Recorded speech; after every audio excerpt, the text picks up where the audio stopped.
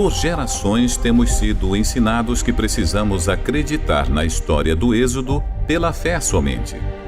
Nos disseram que o Monte Sinai, onde Moisés recebeu os 10 mandamentos, era localizado no Egito, mas não existe nenhuma evidência que o faça acreditável. Não há artefatos deixados para trás e praticamente nada para validar uma das histórias mais importantes da Bíblia. A Bíblia diz 70 vezes que os israelitas saíram do Egito para Midian, que seria próximo ou totalmente na Arábia Saudita. Será verdade que há poucas evidências que a história do Êxodo aconteceu ou estamos olhando no lugar errado? Apesar da teoria que o Monte Sinai está na Arábia Saudita ser relativamente nova para nós do mundo afora, não é novo para as pessoas que moram lá. Éramos frequentemente abordados por nativos animados para falar com americanos pela primeira vez cara a cara. E uma das primeiras coisas que eles falavam bem animados era: "Você sabia que Moisés estava aqui? Deixa-me mostrar onde ele e seu povo estavam."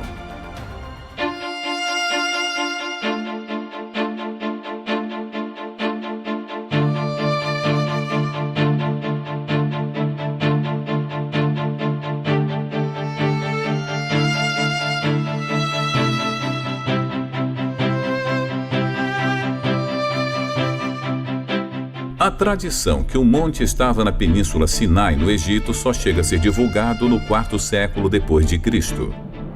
Novas pesquisas baseadas em fontes judaicas, cristãs e muçulmanas indicam uma tradição que é 600 anos mais antiga. E de acordo com esta tradição, o Monte Sinai está no noroeste da Arábia Saudita. Esta outra tradição aponta a Jabal Maqla, um pico na cordilheira conhecida como Jabal al-Los, como a verdadeira montanha de Moisés. Várias fontes históricas, incluindo Joséfos, registra que o Monte Sinai é o monte mais alto perto de uma cidade que é chamada Al-Bad. Os nativos se referem a Jabal Maqla como Jebel Musa, a montanha de Moisés.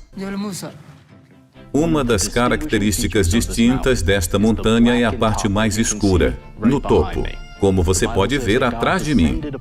A Bíblia diz que Deus desceu sobre o Monte Sinai como um fogo.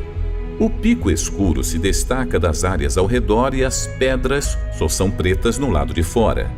Pesquisadores discordam se as pedras escurecidas são verdadeiras evidências de Deus descendo na montanha como fogo, como a Bíblia diz, ou se rochas vulcânicas.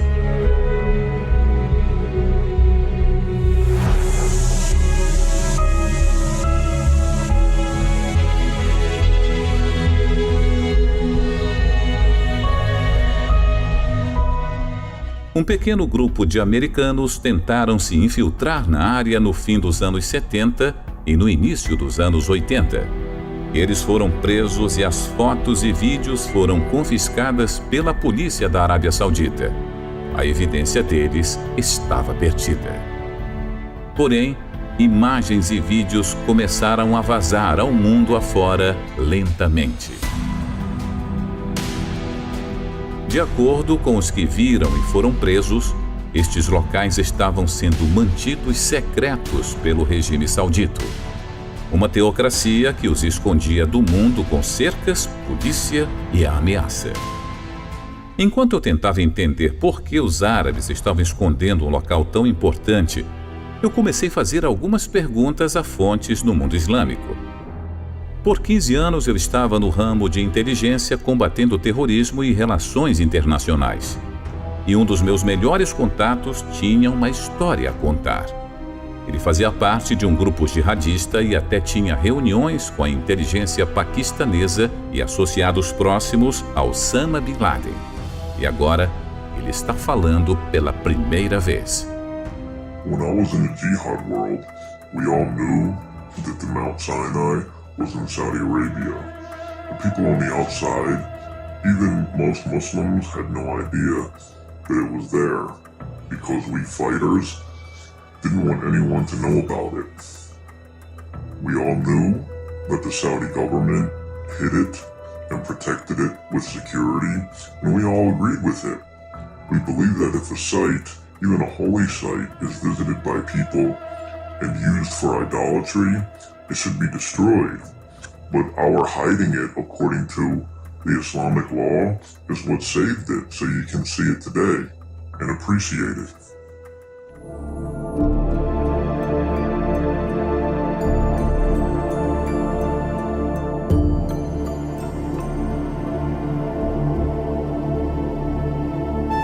Moisés foge do Egito depois de matar um egípcio que viu maltratando um escravo hebreu. Então ele vai para Midian como fugitivo. Em Midian, ele senta perto de um poço e conhece as filhas de Jetro, que estavam pegando água para seu rebanho. Então Moisés casa com uma das filhas. Nós estamos na antiga terra de Midian agora, perto da cidade onde os moradores locais descrevem como a terra de Jetro. Quando visitamos esta área, vários sauditas se aproximaram para dizer que este era o lugar que Jetro e Moisés moravam.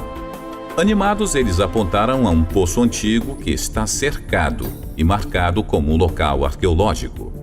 Os árabes acreditam que este é o poço que Moisés conheceu as filhas de Jetro, e muçulmanos do mundo inteiro vêm para ver.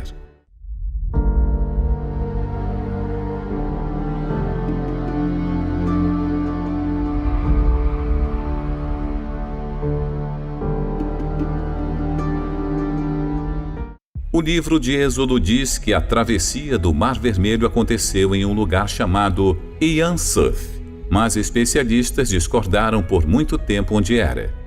Existem 2 supostos locais de travessia do Mar Vermelho no Egito para a Arábia Saudita. O primeiro está no Estreito de Tirã, na parte de baixo da Península do Sinai, no Egito. O segundo está na praia de Nuweiba, no Egito. Dr. Glenn Fritz, que tem PhD em Geografia do Meio Ambiente, conduziu um grande estudo da Terra e de todas as referências históricas de onde a travessia aconteceu.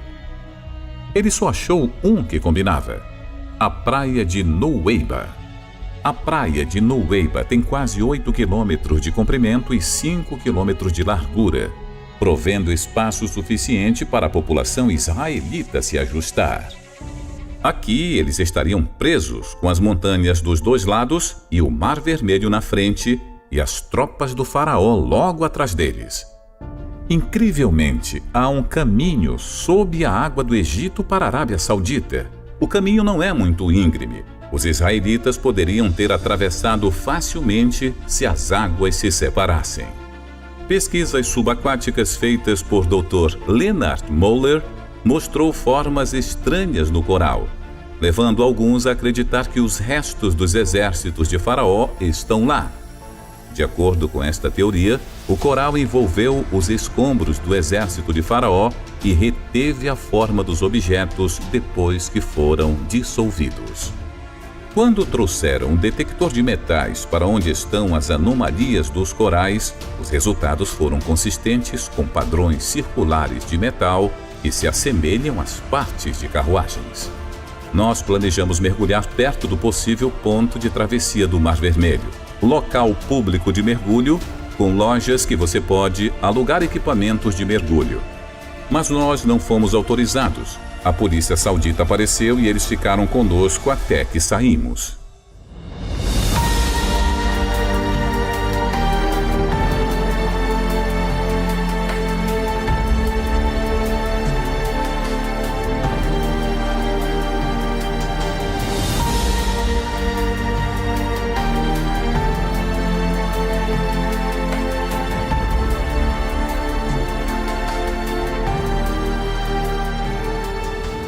Depois da travessia do Mar Vermelho, Moisés e os israelitas pararam em um lugar perto do Monte Sinai chamado Elim. Desesperados por água, eles encontram uma localidade com 12 poços e 70 palmeiras. Ao longo do caminho para o possível real Monte Sinai, há um lugar que se assemelha com Elim, com muitas palmeiras e até hoje 12 poços. Nativos nos apontaram para este local e se referiram a ele especificamente como Elim.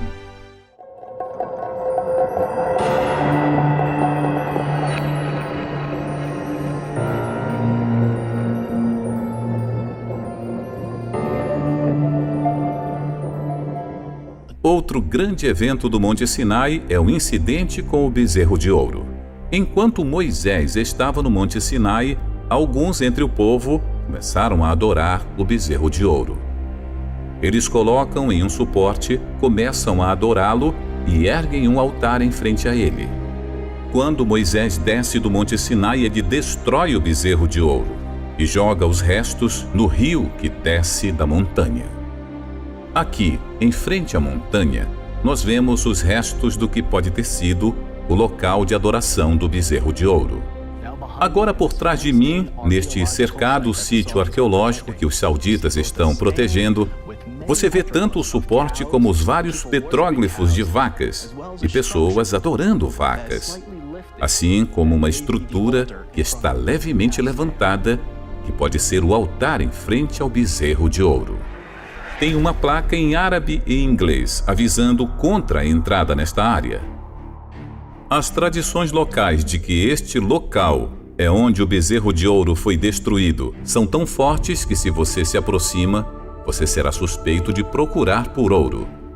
De acordo com a Bíblia, os adoradores do bezerro de ouro diziam: "Estes são teus deuses, ó Israel." Este versículo indica que existem várias representações de bezerros enquanto os israelitas estão adorando ao bezerro de ouro. Em cima do suporte onde o bezerro de ouro teria sido colocado, tem uma marca circular de onde a pedra foi desgastada. É especulado que este é o local onde Moisés moeu o bezerro de ouro até o pó. Depois que Moisés destruiu o bezerro de ouro, 3.000 dos adoradores do bezerro são mortos. Então, deve ser um local onde milhares de pessoas foram enterradas. Mais ou menos a 6 quilômetros deste local existe um cemitério antigo, enorme, que parece ser um local de enterro em massa, onde as sepulturas foram cavadas ao mesmo tempo. Ele está localizado fora da planície onde os israelitas teriam acampado. Então, ele está localizado exatamente onde deveria, se este é o local onde a história aconteceu. Aqui também os sauditas colocaram uma placa, sinalizando-o como um sítio arqueológico que é patrulhado pela polícia.